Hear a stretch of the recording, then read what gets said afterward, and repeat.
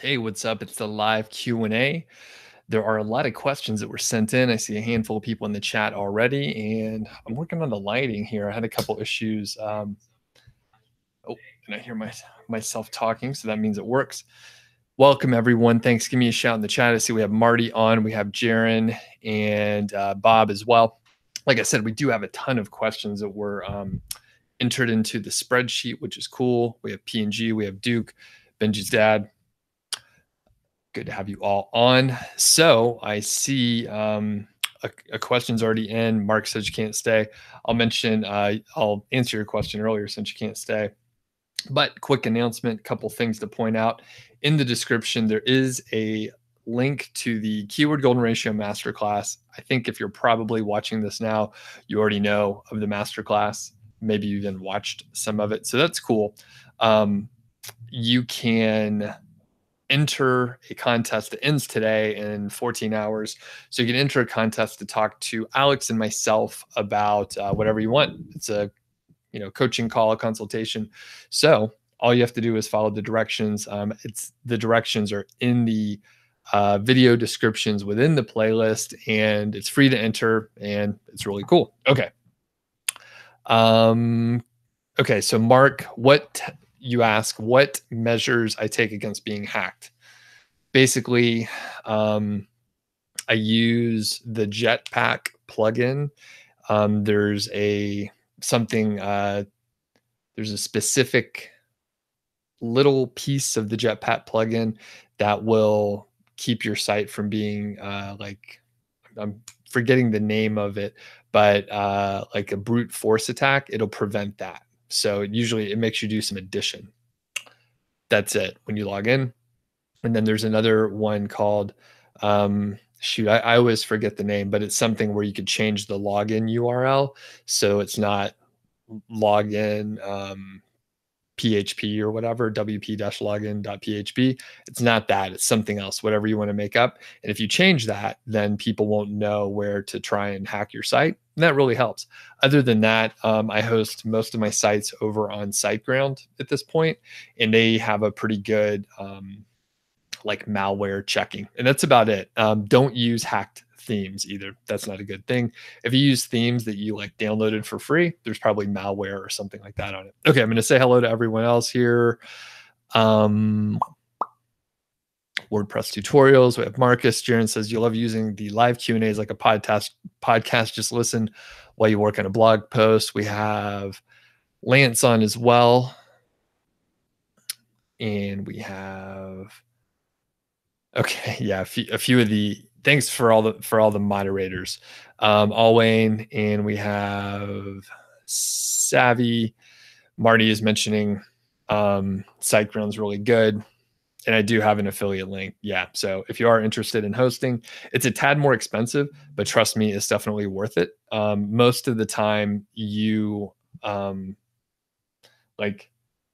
most of the time, it doesn't matter what hosting company you have until you have a problem, and then it really matters a lot. So I see Ahrefs is on, Emerson as well, Patriot, JW. I think I'm saying hi to everyone. If I miss you, it's not intentional. And then Sub says Amazon affiliate or share a sale. Depends on what you're trying to sell. So there's no like one answer. So if you're trying to sell stuff on Amazon. And then if you're trying to sell stuff that's only on share a sale. So if you want to rephrase your question to ask something better, feel free. All right, I'm going to try to hit the questions that were sent in. It's just there are so many of them. Okay.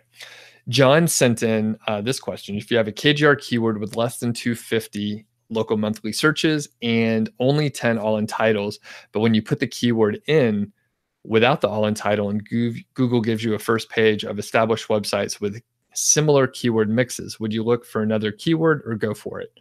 Or would you go for it? Okay, so obviously the last part was redundant, and I would say you go for it. So that is part of the keyword golden ratio. It's not going to work every time, but if you get like 10 or 20 of those and you publish the content, most of them will work well. A few of them will do really well. And John says, would I recommend removing the affiliate links from images obtained through Amazon SiteStripe to help with the rankings? You have text affiliate images, but you're worried Google will count them in the images and not rank your site. So I think that is against the terms of service to use the SiteStripe to insert the image and then remove the affiliate link. I think you're supposed to keep the affiliate link in there. Check the terms of service and find out for yourself. If you're worried about having too many affiliate links, put less in. That's a simple solution to that problem. So just put less in if you think you have too many. Ahrefs says Siteground or Bluehost, is the latter good? Bluehost is reasonable, but I had trouble with their customer support. And then further, right? So I started using Bluehost because Pat Flynn from Smart Passive Income recommended it for a long time. That was like his biggest affiliate like revenue generator. And, you know, I signed up through his affiliate link back then. The problem is when I actually, like, my site was crashing like all the time and I was trying to get support. So number one, even if you could call in and talk to people or get people on chat, they were just customer support people. They weren't like admins. They couldn't do anything on the server. They could just like look at the site and say, yep, it's down. Did you check some stuff? I'll open a ticket with the admin team, the real people that can do anything. Siteground, when you start chatting, it takes like 10 seconds and you're talking to an admin that could log onto your server and actually do something and help you. So that is the biggest like thing. And again, it doesn't matter most of the time until you have a problem, and then it matters a lot. At the point that was happening to me, I was losing like $500 a day in like lost income. So it was kind of a big deal. And further, I'm not sure when this was like published, but Pat Flynn like published a video or a podcast or something where like he had major issues with the support that like his referrals were getting. So per my understanding, again, I don't remember the video exactly or when it was published. Basically, Pat Flynn like met with the CEO of Bluehost because like he was referring enough people to make a big difference. And apparently he was able to get like a special support team and like a bat phone kind of situation. So if you signed up through Pat's stuff, he would be able to share like an actual support team that could actually help you. That's not cool, right? I mean, basically not everyone's getting the same support at that point. I didn't realize like he had that set up because why would I go to Pat Flynn to get support on my Bluehost site? Anyway, SiteGround, it's much better. So, okay. JW says, how do you pick the moderators? They're either students or people that are on here often and that I know. So that's how I pick the moderators. And there's a handful, not everybody's on all the time, mostly students and or people I know. Marty seconds the Bluehost support issues. WordPress says, hey, Doug, what would be the best size of most blog articles? Is 15 or 1,200 to 1,500 words good? There's no best size. Make it as long as it needs to be. 1,200 to 1,500 is like the minimum to get started. Okay. Send Dana, and I'm going to hop back over. I'm going to try and go back and forth. Again, there are so many questions. It's like slightly overwhelming. You have his site that's 7 weeks old. You have 17 articles. Most of them are KGR. You didn't do a lot of link building. You answered a few questions on Quora.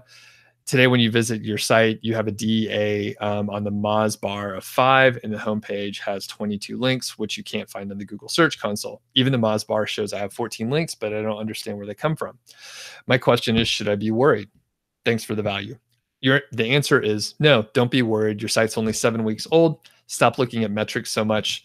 The DA literally doesn't matter. It's just a metric from Moz. That's it. So don't worry about that. If you don't know where the links come from, you can go to Ahrefs and like look them up and see. The Search Console isn't like a real-time situation. So check back in a few weeks and maybe you could see like where the links are coming from. Greg asks, you have an informational post that's ranking number 3 and getting 5x more traffic than every other post on the site. Should I go back and add affiliate links or leave them out? Yeah, sure. Add affiliate links. That's a great idea. What about adding more informational content? Also a good idea. Yeah, just add more content, put some affiliate links. You know what people are interested in there. So, yeah.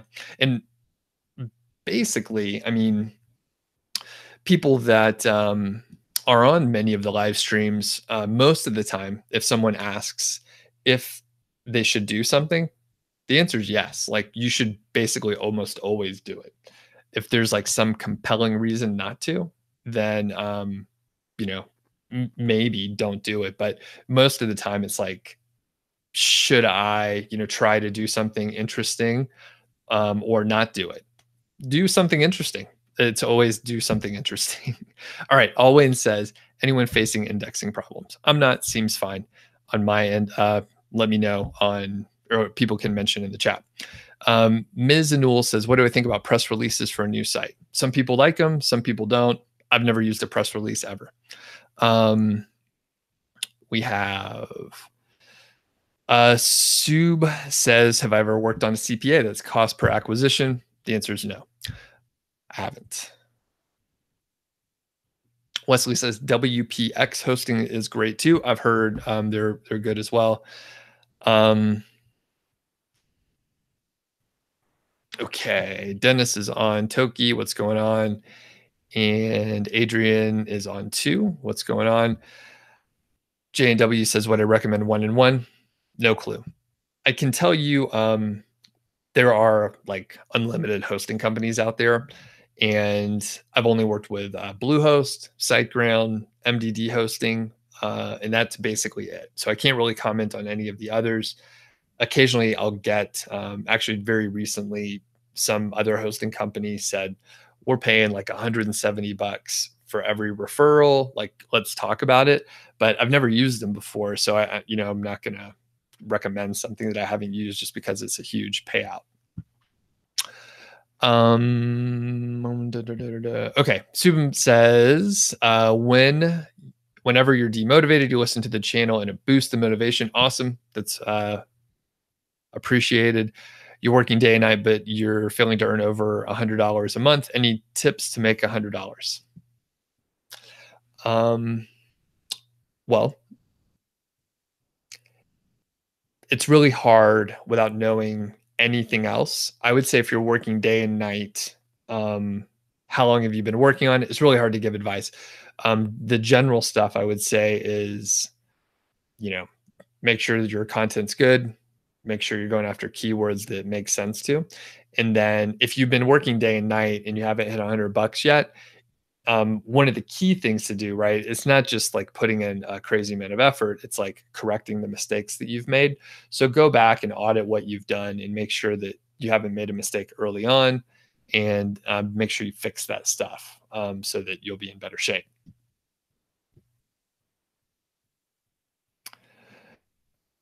All right. Ahrefs says, can I share my affiliate sites? No, I can't. Sorry. I just don't do that. I was just talking, actually in the last 2 weeks, I've had conversations with people who are experiencing like serious negative SEO. And it's just a huge headache. Yeah, you can disavow, but if you're getting like thousands of links per week, it's a real issue. So I know actually the Income School guys, they share all their sites. So if you want to see their sites, they do different stuff than I do. Some of them are Amazon affiliate related, but it's a little bit different. But if you want to see like their affiliate sites, I think they publish all of them. So go check out Income School. Joe's on what's going on there. Okay, another question. Marcus says, one of the most important reasons. Okay. All right, I'll just read it out because it's hard to sort through this stuff live. One of the most important reasons for me choosing to work for myself and doing online marketing is because I think it's much better than a corporate work life, but I'm having a hard time explaining this to many of my friends who are currently working the corporate ladder. It just feels like I'm insulting them in their choice, especially since many of them identify themselves with their work. Did I have similar feelings when you were telling your friends about quitting the corporate life, and how did you tackle it? That's a really good question, Marcus. So, couple things. It seemed weird when I first got started because this whole online marketing thing and making money online, it sounds like a scam, especially, I mean, my background was really purely corporate. So, oh, Marcus says, you actually intended it for the podcast. Oh, well, interesting. That I'll note that because that's a perfect question for the podcast. I was like, this is a very deep topic here, Marcus. Basically, it's really difficult depending on like where you work and their background. So the immediate people that I worked with, they wouldn't. I never told them because it wasn't like a conflict of interest, but it's like I was working, everyone was working remotely and I had a lot of freedom, I'll put it that way. So, like there was a blend of when I was working on certain things, and I'll leave it at that. However, what I'll mention is some of my friends that I didn't work with directly, like in my company, they had, entrepreneurial kind of ideas anyway. So they like, once I started making some money, they were like, oh, that's pretty cool. And then they would, you know, they're know it all. So they would try and give me advice on whatever it was, even though it was, kind of the wrong, wrong approach, but they kind of got it. And basically it's really hard. And that's one of the reasons why like a lot of people show up to these live streams because like everyone, we're speaking the same language, we understand what we're talking about, people don't think you're crazy. So yeah.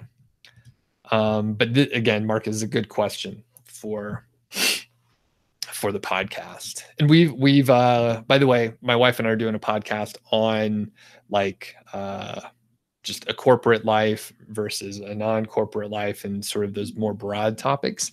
We've done a couple episodes. We're going to do more. We haven't published it yet. We're still working on that portion. Okay. Going back to the chat here so I don't get too far behind. And by the way, if you have the opportunity to give a thumbs up, it looks like we have like 14 likes right now. So if you have an opportunity, that would be appreciated. All right. Duke says indexing seems slow right now. It takes about 2 weeks for you. And by the way, I never paid attention to how long something indexed. There's a lot of stuff that really doesn't matter that much. So I just tried to ignore all the stuff that doesn't really matter. All right. Riza says, sometimes you get different results when searching all in title. Sometimes you get 53, and then a few minutes later, you get 209 for the same keyword. Which would you choose? And Marty says, I get different results sometimes from different US IP addresses, like at home versus your US proxies from other states. You're trying to get it sorted out. You need a better way. Here's the thing. I've never checked more than once. So, Marty, Riza, other people, why do you check more than once? I mean, different data, especially when it's like 4x, like that's obviously it's a big difference. It changes the whole formula. Um, but why are you checking more than once? I guess that's interesting because I usually just did it once and then went on to the next one and that sort of thing. JW says, have I ever hosted my server internally by buying my own server or anything, or is that a stupid thing to do? If you're really into it, then it would be like interesting, but nowadays it doesn't make sense to do. At like the maximum you could get or that I would recommend to get like a VPS and just have your own server that you could play around with if you want to, but I would never like try and host it like myself and like actually buy a server.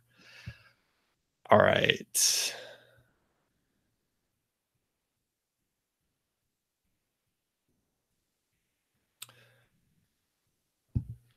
All right, let's see. Subham, can you tell me something about your link building strategy? Yes. So I like to do blog commenting and then guest posting. And Sub, it sounds like you're new to the channel, which is awesome. Thanks for joining up. And one thing I'd recommend is to go to my channel page and there's a search bar. Basically, any of the questions that you've asked, if you type in like link building or SEO, like you'll get like 5 videos. Some of them are long, like 90-minute workshops where you, so go have a look at some of that stuff. There's tons of information like already out there. Because the answer that I just gave isn't very actionable. But if you look at some of the deeper videos, those are.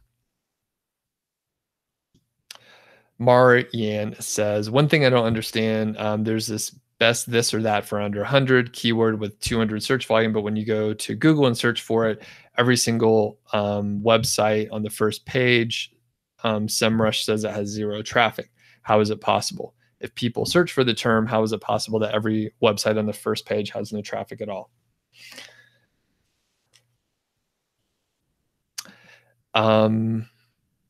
Okay, I have no idea. I would say that the data that you're assuming is correct is not correct. So some of the data is incorrect. Which piece of data is incorrect? I don't know. I would say probably SEMrush. So SEMrush usually is like three, it's like a quarter to 1/3 of the traffic that a site normally gets. Not always, but that's just a rule of thumb. So some of the data that you're assuming is correct is wrong. Furthermore, Yan says, after weeks of research, you came to a conclusion that backlinks don't do a thing. Using SEMrush, you found hundreds of websites that have 5,000 or 10,000 backlinks and no traffic. What do I think about the paradox? Again, the data that you are assuming is correct is obviously incorrect. Also, backlinks definitely do matter. So, weeks of research, by the way, isn't very long. Also, some of the data is just incorrect. All right. Coming back to the chat.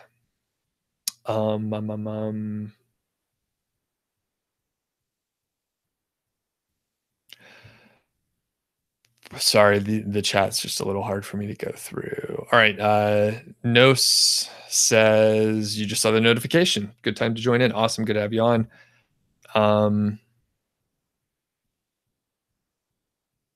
And Marty gives 5-figure niche site a shout out. Jared is mentioning that his posts are usually indexed within 24 hours. All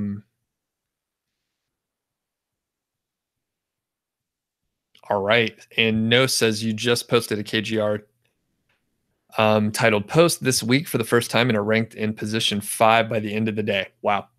That's awesome. Congratulations. We have another believer, I guess. Dennis says, is it okay to write 3 separate posts if the results would be closely related? The example is best protective case for an iPhone 6, iPhone 7, best for smartphones. Yeah. So basically, those are all different users. So just write it so it's oriented towards that user. If they're really related, and it's like the same user would search for those things, then you would combine them. But in this case, those are all different, right? Some of them are pretty closely related. Use your best judgment.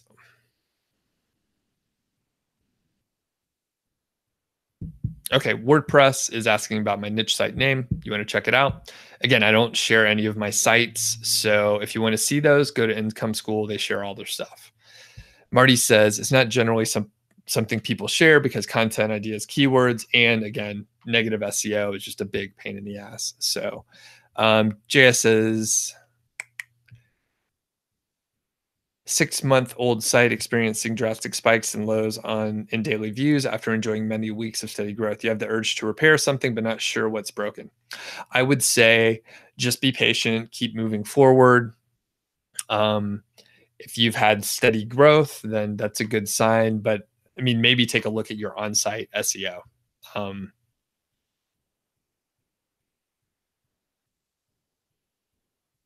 All right. And Marianne says, I guess SEM Rush sucks. Actually, I think it's awesome, but you have to just understand the data that you're getting. So, you know, sometimes it's wrong. All right. Arisay says, is there a maximum for the all entitled search? For example, you read somewhere that it should not be more than 63. Okay. So basically, yeah, it's 62.5. If you apply the formula and you stick to the maximum RSA, it's 250 divided by 4. That's 62.5. The problem is that rule of 63 doesn't actually hold up. So if you refer to the playlist that I talked about earlier, there's one like why is 250 in there. The second point of that video, like the second half of it, it's a short one, so just watch the whole thing. I explain why it matters. The interesting thing is it was my friends over at Human Proof Designs, and like they speculated, right, that you could, as long as the all entitled results were less than 63, you could have, for example, a search volume of like 2,500. Well, it turns out it's still not going to be as good as, you know, a keyword that follows the KGR. Exactly. It takes longer to rank higher volume keywords. So stick to the formula. Like, forget about that rule of 63. It's not part of anything I teach. All right. Arisay says, can I explain what negative SEO is? Basically, a person would go over to, and Marty, thanks for answering the questions in here. Really appreciate it. Basically, someone can go over to, say, Fiverr and buy a bunch of terrible link building packages and send them to your site. Over time, it can make a difference, right? Google understands a lot of links are bad. They just don't recognize them. But at some point, it's like, that's a lot and it's too many and it's bad. So,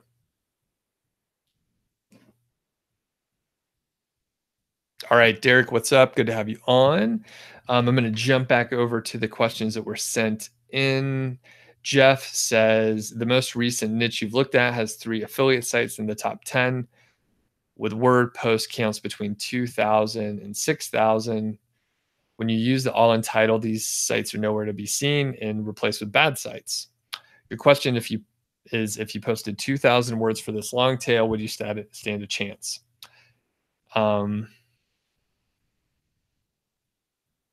Okay, Jeff gave me the specific example, but basically, I don't know. The answer is I don't know. Every set of keywords is different. Every single keyword, even within the same niche, is different. There's other factors in play. It's between the other sites. So again, my advice, the default, Jeff, which is laziness on my part, but also like just uncertainty. No one would know the answer. So if you publish the bare minimum just to compete with the others, my hunch is it's not going to do as much as you hope, because it's literally less than it's less than most of the others. So my advice would be at least hit the average, maybe do more, right? Maybe do more. You don't have to do it out of the gate, right? You just have to, maybe you start with 2,000 and then you expand after that. So, I mean, if we just think of it logically, if you do just the minimum, like, you're not going to be able to beat any of the others. So Jeff, appreciate the question and hopefully that is helpful. All right. Next, Owen says, what's my day-to-day action steps on an established niche site if you outsource content and link building and just waiting for them to be done? Do I do keyword research myself? So me personally, I guess oversight. Well, I mean, my day-to-day action, if I'm outsourcing stuff, well, I'm not doing anything else then. I'm like going to the gym and walking the dog. So nothing, I guess. There's management. As far as the keyword research, at this point, no, I would just hire, someone to do that for me. Every now and then I'll have a quick look in there, but yeah, generally I'm not doing too much. WordPress says, I think Google does not enjoy backlinking as an SEO option because backlinks should be natural. Okay. Is that a question or just your own observation? When you say I'm just gonna leave that as a comment. Okay, thanks. Appreciate it. Um Nos says, what do I think about AMP? Is it really useful or necessary for ranking? Will it become irrelevant? I don't know. I haven't messed with it much. I know some people have. I don't do anything in that. That's like the accelerated mobile page. And next we have Jim say asking any opinion on text tools, TF, blah, blah, blah. I don't know what any of that stuff is. So, nope, I have no opinion on that or knowledge at all. Dennis says, don't forget to have a cold one today. Actually, we're having a few people over today, having some barbecue. Just got a fresh keg yesterday and got a case of beer as well. So, got like a Kona like case. I think it's like their golden ale and a couple IPAs, and then maybe their longboard lager. I like Kona. We went to the brewery when we were on the Big Island there, and it was pretty cool. I can't remember. I was loosely affiliated. Anybody remember a magazine called Beer Connoisseur Magazine?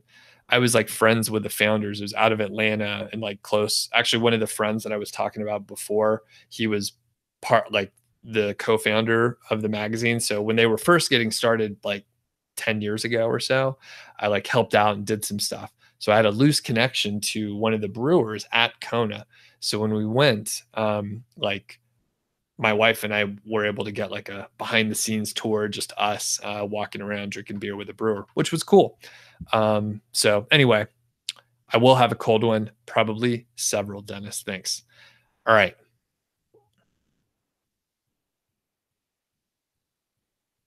Okay. Sub, interesting, interesting questions from you today. Much different. So imagine all your sites are gone and you just have a few dollars left in your bank account. What will you do to earn as much money as you are earning now? Okay. So I'll assume there's only a few dollars left in my bank account. It turns out I'm a crazy saver. So I have a lot. It would be some catastrophic disaster where all the banks would be like a fight club situation. All the banks are blown up and I literally only have the cash in my wallet. What would I do to earn as much money as I'm earning now? Well, it depends on the landscape of like what it is I'm trying to do, but I would probably look at building an email list, having a blog, or actually probably a blog and email list, potentially adding a YouTube channel in there or whatever platform happens to be good, and then working with I mean, this is standard like make money online, like build an audience, have goodwill. It turns out right now there's like a handful of people that like know and trust me, and I could like work with them and figure out like what to do. But hard to answer.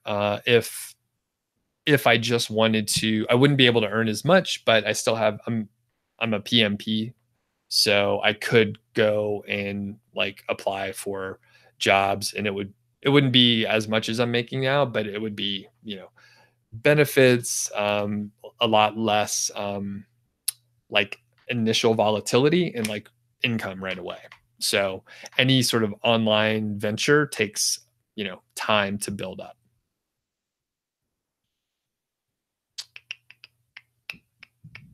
All right. And then I have it's just a jumble of letters. I have no idea what your name is. It's JYCV. I don't know what it is. You're on, or for a while you were on often. So you read my blog post from 2014. There was a case study when I had like 4 affiliate sites and you didn't find a conclusion on what happened. So that whole experiment, every one of the sites were penalized. This was when I was doing gray hat stuff and I was using PBNs and Web 2.0s. So every one of those sites were penalized. So they're gone. And Amin says, could I tell us your penalized site? Is it still up? Is it recovered?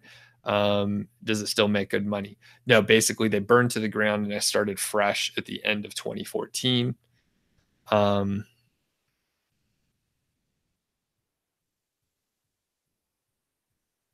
Okay. And Jim says texttools.net analyzes the top results and compares your content to it. Jeff Smith highly recommends it. I'm not sure who Jeff is. You're not sure if it's worth the fee. I'm not sure either. It does sound interesting. I think maybe some people have mentioned it here. Um, so basically, I don't know. I assume most decent services will have some sort of either a trial or some sort of like money back guarantee. So I would say, give it a shot and see. Um, the hard part with a lot of tools and services is you don't know like the results until like a really long time after. So maybe you should, see if you could test it, but I've never used it. And by the way, if people in the chat have, feel free to mention that. Okay. And back to Owen's question that I didn't really answer. Yeah, what's my day-to-day actions on an established site? Basically, if I'm outsourcing stuff and everything has been outsourced and I have free time, I will do like whatever other activities need to be done on the link building or the content. John says, what's my opinion on LSI keyword strategy, having other keywords in your article that help define your main keyword? What's my opinion? I guess it's a good thing. I don't really spend a lot of time on it personally. One of my friends, Rob Atkinson, does.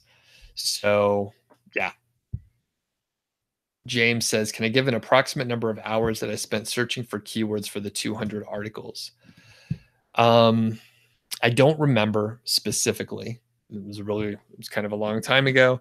But if we do some quick figuring, let's say I could find 10 per hour. I probably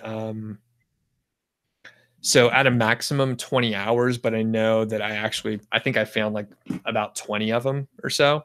And then I had a friend that I trained how to like find the keywords, and then he found the rest for me. So I probably spent about 1 to 2 hours on it, and then I have no idea how much he spent, but I think I paid him about $100. Okay. Quick. So Sita sent in a question, and we may. By the way, I'm going to ask a question to the chat. It's my turn to ask a question. Do people find the submission form helpful? Do let me know. And one thing that I may do instead, right? I was hoping this would be a little bit easier. It's kind of easier in some ways. I'm getting less emails with questions, so that's good. That's working. However, what could be more like beneficial is to just put them in the comments, and then I'll have to go back and look at the comments and see like what the questions are. One of the flaws with this system is, unfortunately, CETA gave me this question here, and I try to be clear. I say, what is your question? Be sure to phrase it well. Be clear and give me context for your situation. But remember, I don't need your life story. It turns out if it's too long, it's just hard to go through. So if you have to give me so much context, it's kind of a bad question for this format. So when you're asking questions, there's a few things to keep in mind. So let's take it out of this context. Let's say I'm going to a conference and I'm going to meet Tim Ferriss. And I'm so excited. I have all his books. I'm a huge fan of Tim Ferriss. And then I try and ask him some super tactical, specific question as he's coming off the stage. He's going to think I'm insane, and he's going to have like a bad impression of me because I didn't understand the context of like what the situation was. And it shows like a lack of self-awareness and that sort of thing. So if you're asking a question that's like way too much detail in this format, I mean, I can't answer it. And this question's like way too long. So I'm going to try and like distill down into like what the hell's going on in this question, but it'll take a second. So yeah, this is like a short blog post here. By the way, Sita is super polite. And Sita, are you on here? If so, like, try and rephrase your question. I mean, what it looks like is you need a coaching call with me to like go over the details because you're saying your site's 10 months old, you have 50 blog posts, and you're doing this and that, and you have 36,000 traffic in the past 28 days, and just all this detail. So it's like too much, and it's the wrong kind of question for this format, and I can't answer it because I can't read it all right now. So if you're here live, try and rephrase it. If you're watching the replay, Sita, try and rephrase it in a comment or maybe try and show up live. Okay. Next. So I don't need your life story. Shorter is better. If you can't phrase it in like 3 sentences, then it's probably too long. And you need a coaching call, right? There's only so much I can do. If you ask a question, so sorry for the rant, everyone. Ravidra says, do I see any downside in creating a website around a very broad topic like wellness and then writing KGR articles within that, opposed to creating a website on a narrow niche? No, there's not a downside. In fact, I recommend the broad approach. Kelvin says, the KGR is always recommended the KGR is always recommended to find keywords of 250 and less for quick results. Could be an entire blog based on that few searches. Yes. Does that keywords rank in the future for more searches? Yes, it does.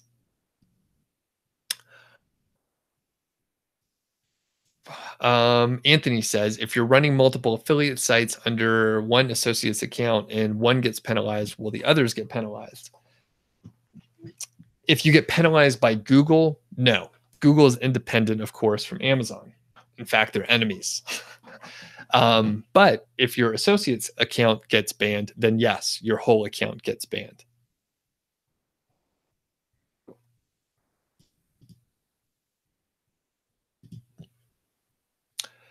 Anthony says, just a suggestion, why not put all your common questions into an FAQ page on your niche site project for people to see?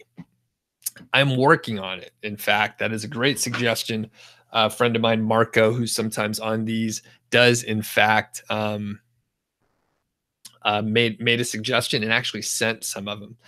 The one flaw is, turns out a lot of these questions I've literally already answered on the blog and on video. But there's something magic about this live format where I dig deep and I try to be super patient to answer the same questions over and over again.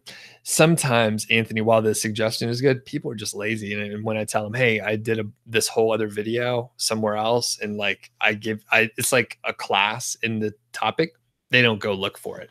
So what I can do, maybe once I get them together, is have like the FAQ page. And then if someone asks the question that has already been documented there, then I could just send them to that page instead of spending time answering it.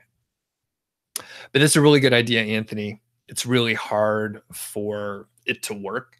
I do my best. Okay.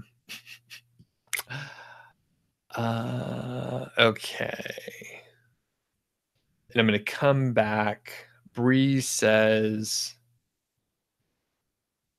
okay, Bree is actually on here. And Bree, I got to your question here. So, number one, well, this is a good example. Okay, so Bree has sort of a longer message here. However, it's very well delineated so that I may read the questions and answer them. So appreciate that. You want to know if I'm cool with people trying to connect and mastermind out of the group in the chat? Yeah, I'm fine with it. If someone gets sort of out of line or something like that, we'll just kick them out and ban them. So basically I have a zero tolerance policy, and the moderators are good trying to keep things under control for the really bad spammers, but I have a low tolerance just in general. But Bree, yeah, that's okay to connect and mastermind. Okay. Number two, Bree is asking in both sections. So, what can you do if your website indexed hundreds of media files after Yoast had that big blunder? If people aren't aware, Charles Float wrote a good blog post on it. I think you could basically just change the setting. They've like corrected it, so I think you could change the setting, and then it'll redirect, and it'll should be okay. There's a way also to manually, and you actually, Bree, what's going on, so you can manually remove the URL as soon as possible if you want to. So that's totally either one is fine. If I think there's a way you can do it a little bit faster too. So Bree, depending on how much money you are making, I would potentially go ahead and take care of that like faster. Toki says, would the Yoast Premium version be worth it for the internal links tool, or is there an easier way? Okay, so I don't Yoast has some good feature. The Yoast plugin has some good features and tools. In general, I don't like the Yoast plugin, but there are a couple things that are useful. After the recent issue in March, where like they literally said, "Hey, we made a mistake. That was a big problem," and Charles Float like really busted their balls on it. And Yoast came and commented on it right away. So go check that out on Charles Float's site.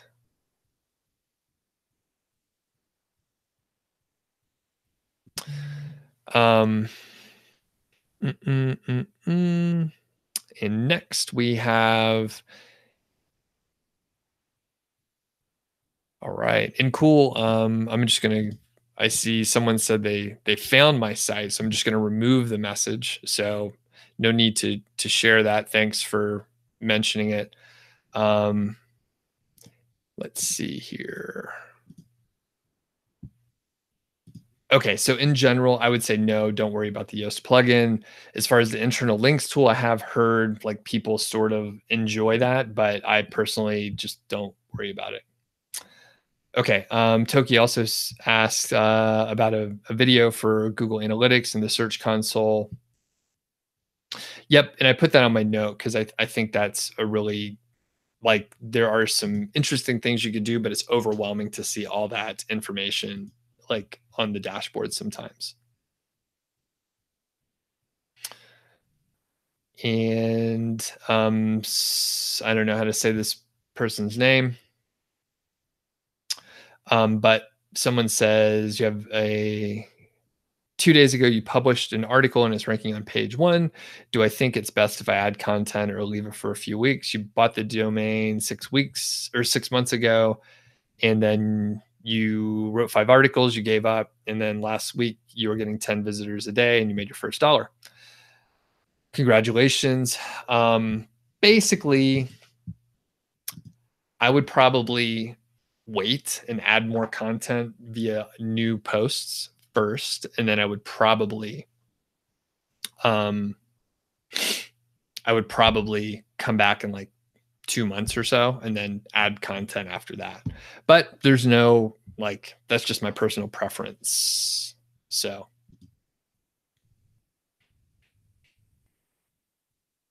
Anthony says, do you have to be a student of Niche Site Project in order to be part of your mastermind group? How does one join? Okay. So actually, my mastermind group is like 3 people. So no, it's like no one can join. If you're talking about the private Facebook group, then yes, you have to join 5-figure niche site and buy the course and go through it. It's a good group of people. I think there are a couple hundred people. A lot of people are in here anyway. And yeah, basically good conversation. And it's a higher level of conversation. A lot of the questions were really good today. People that have been on these, you see sometimes are just dumb questions. A lot of times, I mean, that is here's here's a tip. Small rant, I guess. Like the keys to success for like working online. This is probably more general too. Like be able to find answers on your own and like look them up. And then further is to be able to like adjust along the way and be persistent. So those are like the three things. So basically, if you show up on these and you're asking questions that you could have looked up on your own, that's like kind of a bad sign. It doesn't mean you can't like get over it. I know actually one of the people in my mastermind group, he was mentioning that, I mean, he and I sort of got started around the same time. And he was mentioning that he used to ask like super basic questions to like sort of big people just to get like reassurance. But over time, he developed the, confidence and stuff to like move forward.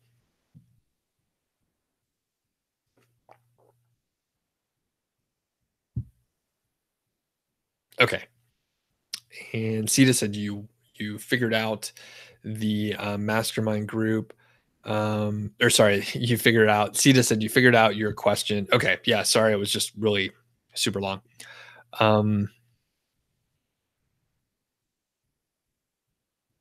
Riza says, how do you choose the products you're promoting in the post? Do the writers do it, or do you do it yourself?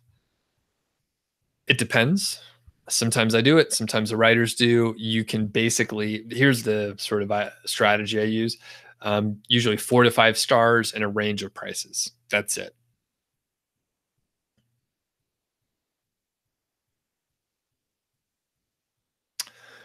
Hi says you publish one KGR article. It's 2,300 words. It's nowhere to be found. Would those be due to no other articles, most likely? No clue. It could be a bad keyword. It could be terrible, like on page SEO, or it could be like you're in the sandbox, or maybe you're not looking properly. So there's a number of factors that it could be, but yeah, I would maybe publish more stuff and see if those pan out for you. Anthony says, how do you deal with affiliate products that you link to in a post that becomes sold out or unavailable? I don't deal with it much. So, yeah, you can audit your site and then put products in that are there. I mean, the fact that someone got to Amazon is still good. But I think there are some tools that'll tell you if something is out of stock or unavailable. Marty says a manufacturer found your niche site and sent you a product to review. It goes to show how putting the effort into good, helpful content gets you somewhere. Yes. And I will say that lately I've been contacted by a lot of Amazon FBA companies that, either want their product reviewed or added. And this is a link building opportunity. I mean, at that point, you can um, review their product and then ask them to link it up on their like featured page, or just if they have like an updated news page or something like that, or you have your foot in the door to do a guest post as well. So like that is a great way to do it. And then at that point, you can use that as a leverage point to potentially guest post or reach out to other companies as well. Marty mentions you use the AAWP plugin, and he's going to add an email feature soon. You caught a dead link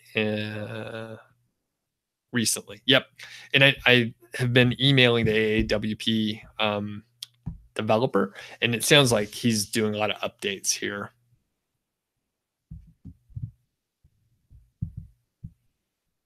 Okay. And Duke says Content Egg has a feature to update links that have sold out or expired, something like that. Ahrefs says, do I recommend a text link or a picture link or both? I usually do text link, so it's my preferred.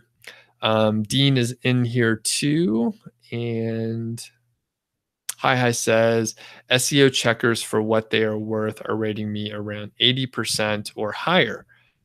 You're looking for reassurance. You know what? I've never used an SEO checker, but I would say it may be inaccurate. Here's a good example. If if you look at, say, the Yoast plugin and you try and use the target keyword feature, and then Yoast is telling you like how many times to use it, it'll be way over optimized. So I don't recommend that you take advice necessarily unless you know it's good. So I would say, I don't know if the SEO checkers are any good. I don't know how to reassure you without more information, unfortunately.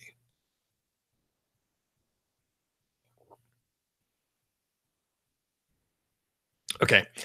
You see many Amazon associate sites using redirections. What's your opinion about risking a rising site authority with redirections? And is there a way to shorten the 6-month period for new sites? So I wouldn't, I don't, if you're doing a redirect, I would, you have to make sure your, the domain's clean. I would definitely make sure that it is, within the niche. And then the other part is, as far as like shortening the sandbox period, at that point, you could like buy an existing site. That's how you would do it. And I mean, the main thing is, if you start now, you're like that much sooner to hit the 6 months. Because once you're past the 6 months, like you're done.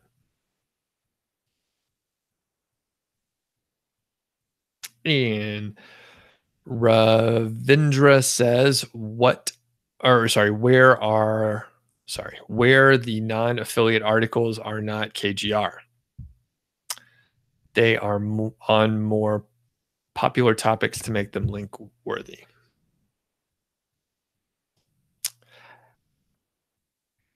Where the non-affiliate. You know what? I don't know what you're asking. Can you rephrase that? I think I'm missing a couple words, or I'm adding them in my head and I just can't figure that out. All right. All right. Any other questions? It looks like I made it through the questions that were sent in. And again, I think what I may do is like have people just leave them as comments to get more comments on there. Okay, so we have 33 people on. We have 24 likes. If you have the opportunity to click the like button, that would be appreciated. Don't forget, there's a contest to get a free coaching session with me and Alex from WP Eagle. You have to watch or check out the link in the description for the KGR playlist for the masterclass. Okay. And then there are instructions on how to do it, right? So how to enter the contest. It's very easy. You just have to like leave some comments and then follow the directions specifically. I'm not like, by the way, I think maybe a couple people didn't follow the directions exactly, and they sent in their like entry, but they didn't tell me like maybe what their username was, so I don't know how to like search for them. All right. Or maybe they didn't send in all the screenshots they were supposed to. What I'm not going to do is chase people around and try and get the information. So here's the deal. I only have a handful of entries. So if you haven't entered, you probably should have a look. It ends at the end of the day today. And then I'm doing it via email, like manually. So that's why you have to follow the directions. This is not automated. Okay. Anthony says the 6-month waiting period starts when you submit your Google sitemaps or when the site's publicly launched. What about sites that have a coming soon page? This is hard to tell. I've never done like testing for it. My like observation is you have to like be doing something with the site. So once you start publishing content, I believe that is when it starts. So if you just buy the domain and let it sit for 2 years, not helpful. If you buy the domain and you put a coming soon page, not helpful. If you buy the domain and you put up a site, you put up like 10 or 20 posts and you let it sit for 6 months, that's more helpful. All right. If you buy the domain, you put up 10 or 20 posts and then you start promoting it and then you keep publishing more content, I think it's going to go faster. there's techniques and stuff where people go through a process, and it sounds like I know Duke has a process where you do blog commenting, you do Quora answers, and you do a press release, and then basically you get out there and become active in the community. And I think Duke has seen good results doing that with the keyword golden ratio to get out of the sandbox faster. I still think at the 6 month point, there's probably like a bigger jump. Um, so it's hard to say, and it varies. Duke is mentioning 6 months as a ballpark. Marty's saying when you submit web pages to be indexed in the search console. So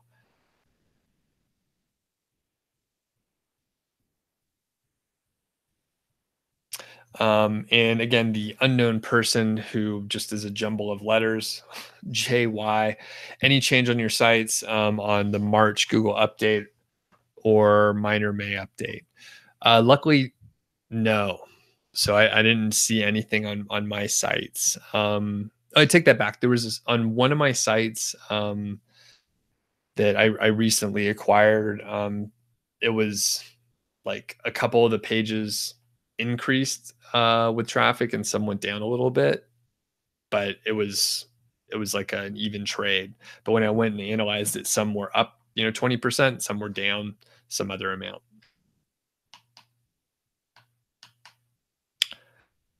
All right. And Marty says your second site left the sandbox closer to 3 months, but you launched it with 20 posts and was active on it. Yep. Um, okay. And Duke says you chose not to enter the competition. You would let others who are just getting started benefit. All right. Appreciate it, Duke. Thanks. Um, Anthony says, how many sites do I manage? Less than you think. Probably about, I'm trying to think, three to four. Um, a lot of people think that it's like, hey, I want to have like a portfolio of sites. I want to have a lot of them. Turns out it's very stressful to do that. So I don't like it. I'd rather have fewer sites in general. And the other part is, while I can like build a team and stuff, I don't want to have that many people like working for me. So I'd like to have a few contractors doing certain things. But aside from that, like I don't want to have a full-time deal. Um, like a full-time person working, or multiple full-time people working for me. All right. Any other questions? It seemed like today, I didn't share this around as many places, but the the thing is, there's way fewer people than normal. And maybe it's because I didn't share all this on Facebook.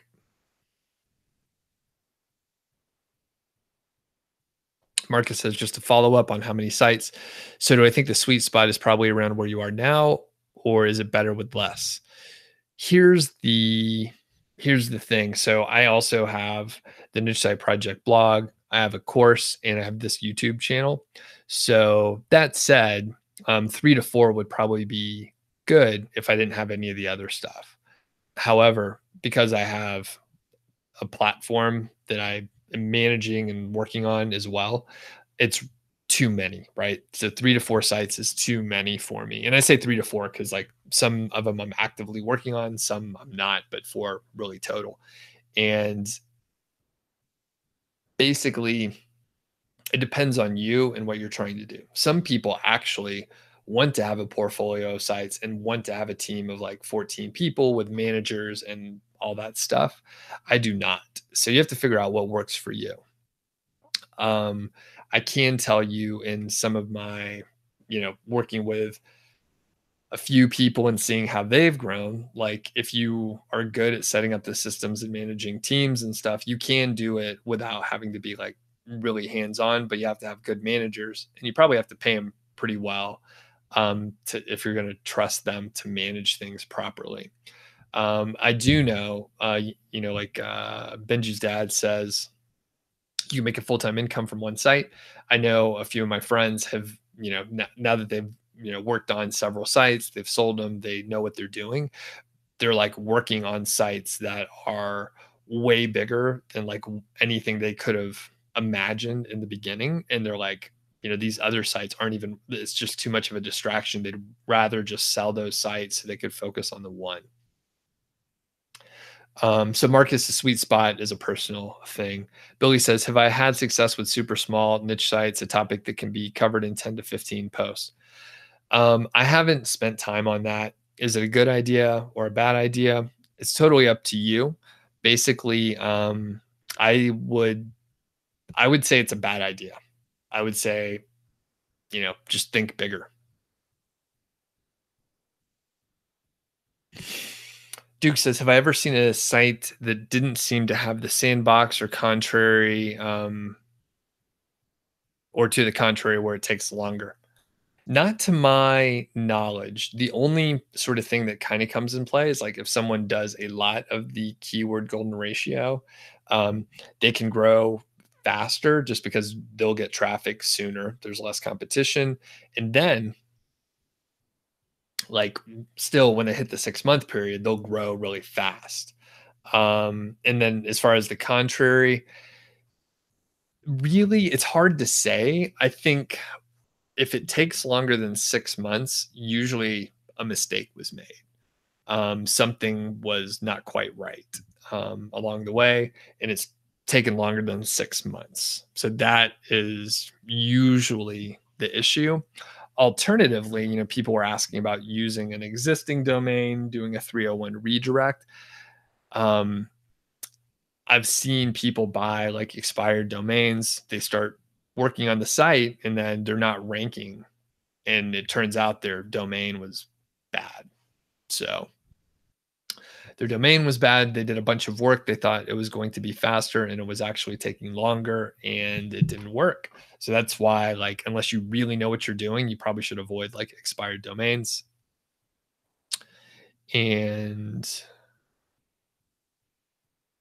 okay, and Marcus says having several sites would definitely make me sleep easier at night, not worrying about having only one source of income. But here's the flaw in that, Marcus, and a lot of people may think that.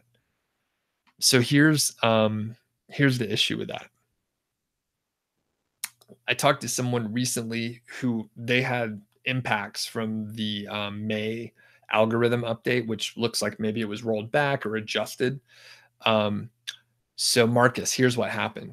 Instead of having one site impacted, this person had like 5 out of 6 of their sites impacted. So instead of like sleeping easier at night, they were hit like even harder. So that is the issue with, I mean, this business model is like any other business, right? There's like some risk. Um, we don't control the Google traffic, right? You can get a penalty, you can get negative SEO. There's some stuff that like you don't control. On the affiliate side, Amazon can change the commission rate like they did in 2017. They can, you know, uh, ban you from the program and kick you out. So you don't control that either.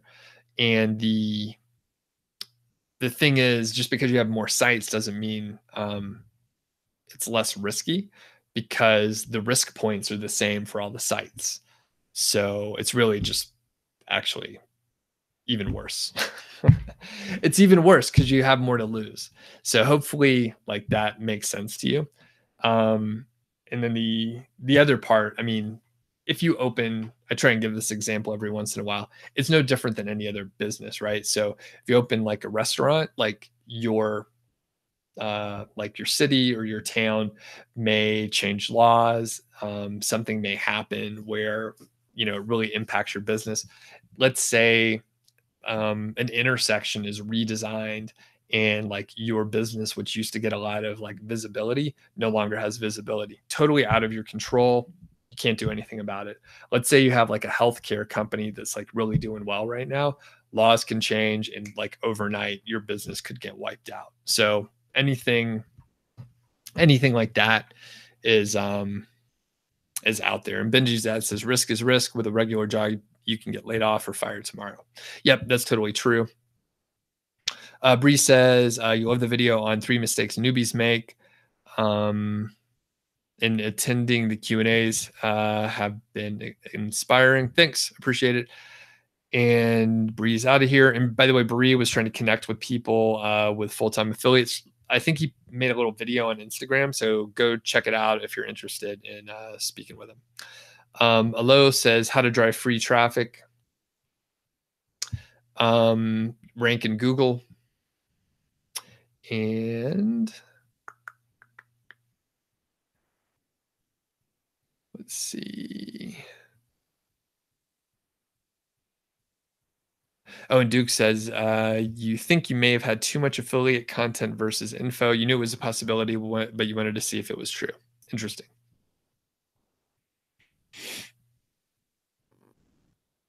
Bree says, you're curious about the balance between affiliate content and info content. Has anyone been hit with a ranking or Google problems for having 100% affiliate content? I haven't personally, but I have seen people get hit with thin content penalties many, many times.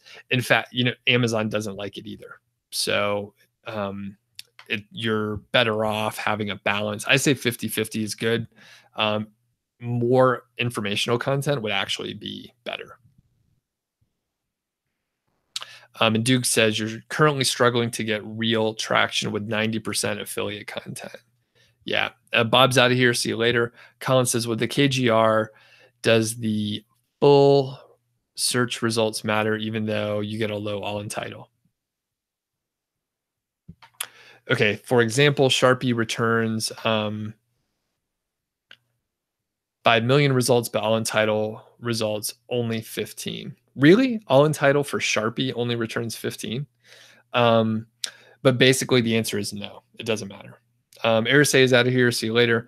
Ravindra says your opinion on using the KGR to find low competition with higher search volume. Funny thing, I did a whole video on this. It's in the playlist. So my opinion on using the KGR to find keywords with a higher search volume. If you have an established site, sure, experiment, test it. If you are just starting your site, then stick to the formula. Trust me.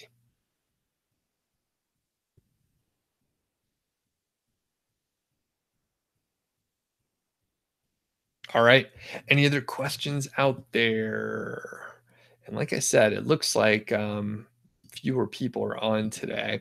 And I'll mention a couple things real quick. Just a couple.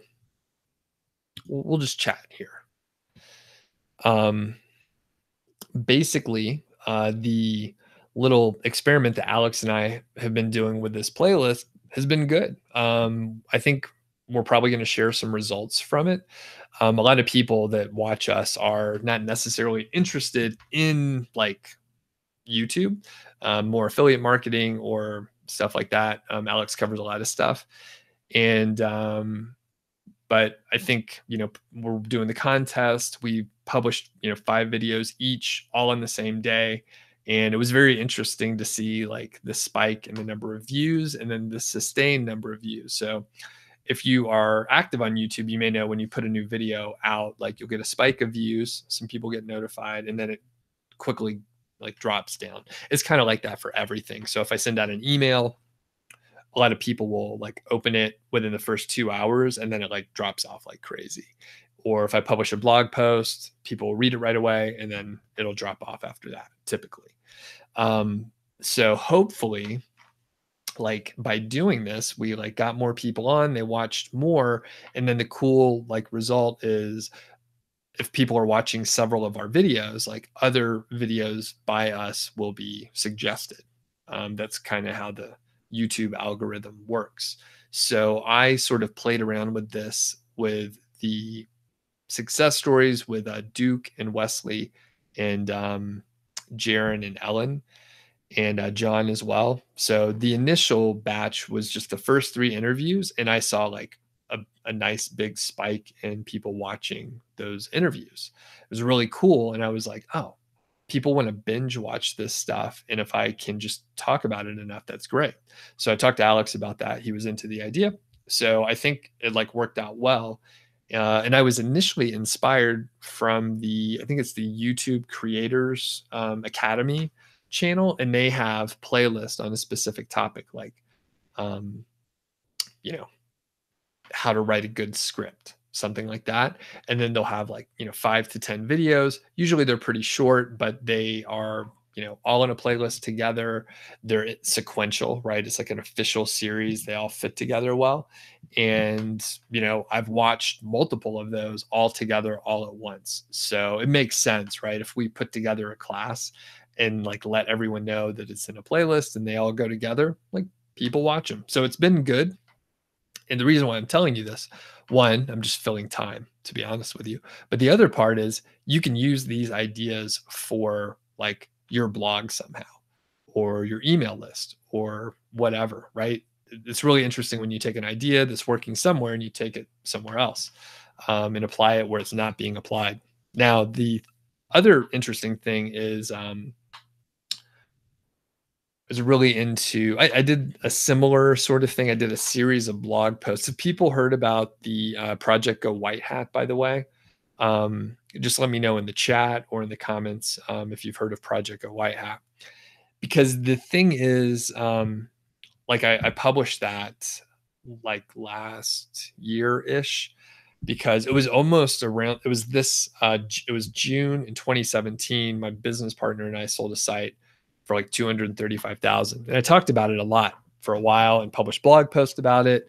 And I did a series of blog posts, 12 of them total. And the cool part is like they fit together, and I knew the ending before I started writing it. So I was able to like tease information in open loops like throughout. Alex and I were able to do this on the playlist. So again, you could apply these ideas to other places. Okay.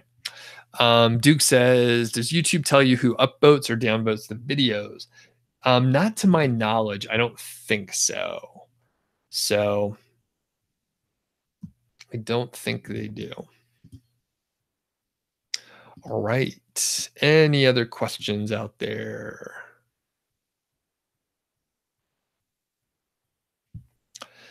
Ravindra says, if you're using the keyword golden ratio for a brand new site, it's still a good idea to get a few backlinks? Yes, it is. Backlinks are good. Backlinks are good. So do it for sure. Any other questions out there?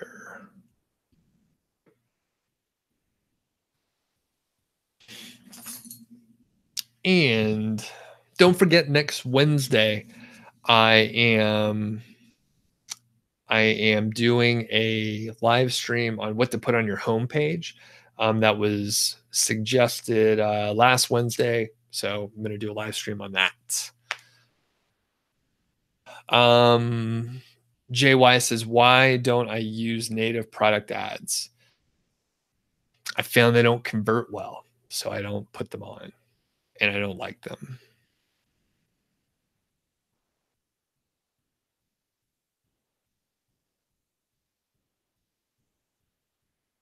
All right. Anthony says, how long before you have the itch to shave again? You know what? It depends. Usually I'm just a little lazy, to be honest with you.